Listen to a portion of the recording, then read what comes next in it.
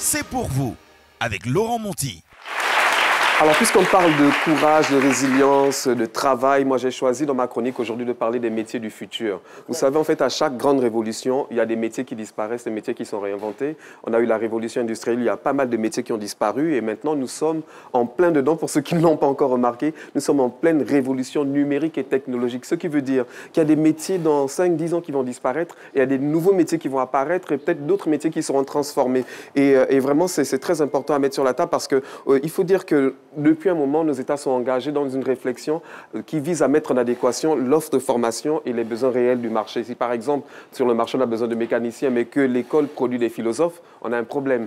Donc nos États travaillent là-dessus. Et moi, je pense qu'il faut mener la réflexion à plus long terme. Dans quelques années, quels sont les métiers dont on aura besoin?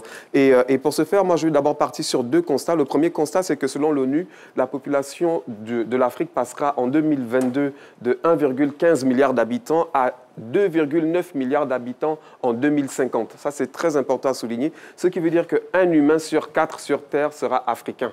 Ça, c'est très important à souligner. Et le deuxième point, c'est que les grands pays développés vieillissent et l'Afrique rajeunit. Ça veut dire qu'on a beaucoup de jeunes. Qu'est-ce qu'on va leur proposer? C'est pas un hasard si on dit que l'Afrique est le continent de l'avenir. C'est le continent de l'avenir, c'est le continent de la jeunesse, c'est the place to be. Et toutes les grandes puissances se battent aujourd'hui pour être en Afrique. Pourquoi? Pas seulement à cause de nos ressources, mais c'est parce que tous ces jeunes seront des consommateurs. Et nos États ont ce problème-là. Qu'est-ce qu'on va faire de cette jeunesse? Donc il faut pouvoir leur trouver des métiers. Moi, j'ai réfléchi, je me suis dit effectivement qu'il faut positionner les jeunes pour qu'ils puissent occuper les métiers à l'avenir, les métiers qui vont porter. Aujourd'hui, la Chine et l'Inde ont compris ça. Aujourd'hui, on va chercher des experts en Inde, en Chine, parce que ce sont des métiers qui sont porteurs et qui sont recherchés. On les paye à prix d'or. Donc, il faut vraiment aller là-dedans. Parce que moi, par exemple, j'ai fait une liste de 20 métiers, mais ce n'est pas exhaustif. Hein. On a une centaine de métiers qui sont porteurs. C'est quelque chose de profond, hein, parce que l'avenir va entièrement reposer sur la jeunesse et ses bras valides sur la jeunesse africaine. Donc, imaginez un tant soit peu si cette jeunesse n'est pas éduquée et formée. Exactement.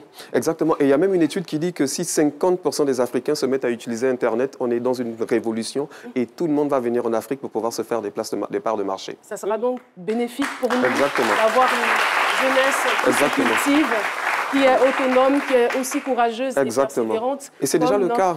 Invité. C'est déjà le cas. Par exemple, on dit qu'à l'avenir, on aura besoin davantage des personnes qui travaillent dans le marketing digital, puisque le digital prend de la place. On aura besoin d'ingénieurs en robotique, d'experts en cybersécurité, business analystes, des pilotes de drones, d'experts en imprimante 3D, des personnes dans l'agro-business, notamment dans le BTP, dans le tourisme. On aura des influenceurs aussi, c'est un métier qui va prendre de la place dans l'avenir, des wedding planners, des community managers, des data scientists, enfin en tout cas vraiment on a toute une liste de métiers qui s'affiche sur l'écran et vraiment il faut vous former au lieu de faire tout le temps, c'est vrai, on a besoin de personnes qui font du droit, on a besoin de philosophes, on a besoin d'enseignants et d'ailleurs un point aussi très important, des personnes qui sont dans les métiers indépendants, par exemple les conducteurs de Yongo, c'est des formes de métiers qui vont prendre la place à l'avenir, donc vraiment lancez-vous là-dedans sans hésiter.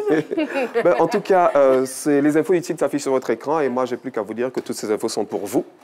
Et rien que pour vous. Merci beaucoup, Laurent Monti.